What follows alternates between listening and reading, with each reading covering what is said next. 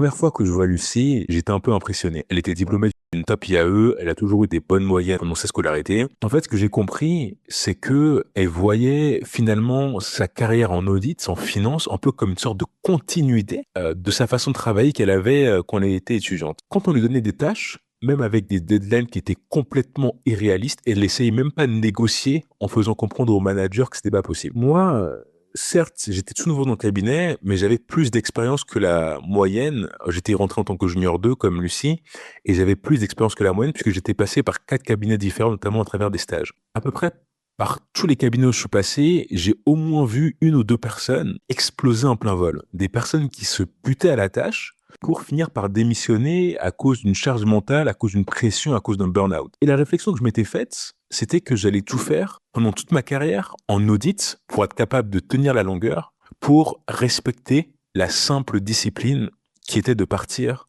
à 19 heures, sauf bien sûr en cas d'urgence. À la fin de l'année de senior, moi j'entends par des bruits de couloir que en fait Lucie elle a continué à prendre cher.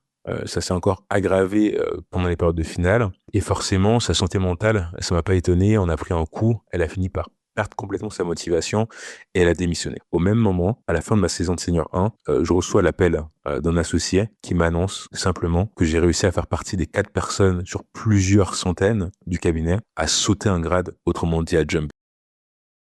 Clique ici pour accéder à la bibliothèque de l'auditeur junior. Tu vas pouvoir télécharger gratuitement tous mes guides pour réussir en audit.